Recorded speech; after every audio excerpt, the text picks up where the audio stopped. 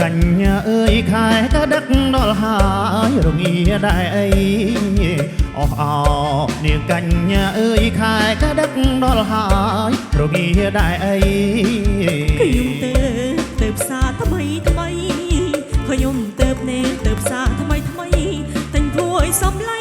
ទុកក្រនកាពីបងនេះណែកំឡោះកំព្រាចង់បានគ្នាកាពីត្រជាក់ចង់បានគ្នាកាពីត្រជាក់ហ្នឹង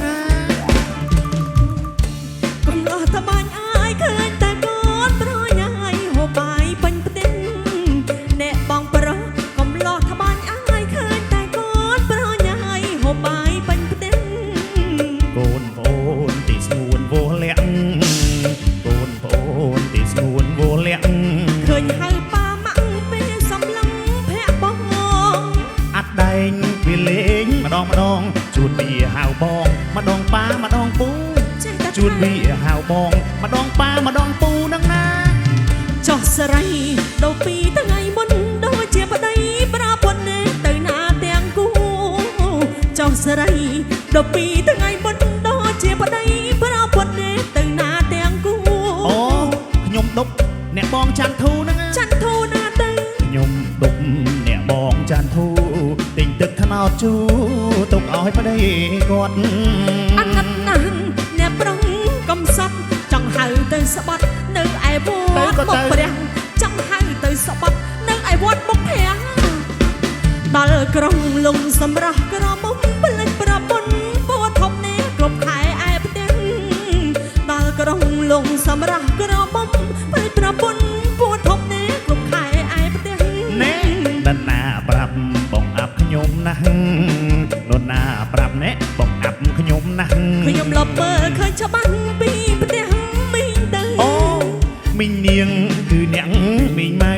បច្ជាត្រឹមត្រូវដេញទាន់ជន់កាយបច្ជាធំថៅអាយយដេញទាន់ជន់កាយ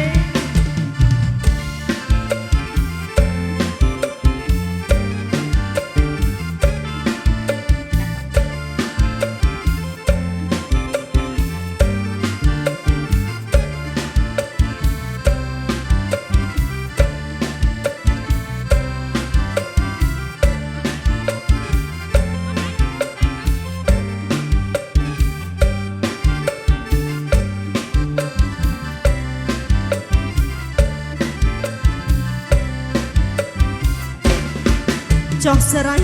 ដល់ពីថ្ងៃមុនដូចជាប្តីប្រពន្ធទៅណាទាំងគូចោះស្រីដល់ពីថ្ងៃមុនដូចជាប្តីប្រពន្ធទៅណាទាំងគូអូខ្ញុំដប់អ្នកបងច័ន្ទធូហ្នឹងច័ន្ទធូណាទៅខ្ញុំដប់អ្នកបងច័ន្ទធូទិញទឹកថ្នោតជូទុកឲ្យប្តីគាត់អាណិតណាស់កំឡុងកំសត់ចង់ហៅទៅស្បាត់នៅឯវត្តទៅក៏ទៅដែរចង់ហៅទៅស្បាត់នឹងឯវត្តមុខព្រះដល់ក្រុងលងសម្រស់ក្រមុំផ្លេចប្រពន្ធពូធំនេះគ្រប់ខែឯផ្ទះដល់ក្រុងលងសម្រស់ក្រមុំផ្លេចប្រពន្ធពូធំនេះគ្រប់ខែឯផ្ទះណែនរណាប្រាប់បងអាប់ខ្ញុំណាស់អ្នកណាប្រាប់ណែបងអាប់ខ្ញុំណាស់ខ្ញុំលប់មើលឃើញច្បាស់ពីផ្ទះមីងទៅអូមីងនាងគឺអ្នកមីងម៉ៅបច្ជាធំថៅដេញទាន់ជន់កាយបច្ជាធំថៅអាយយដេញទា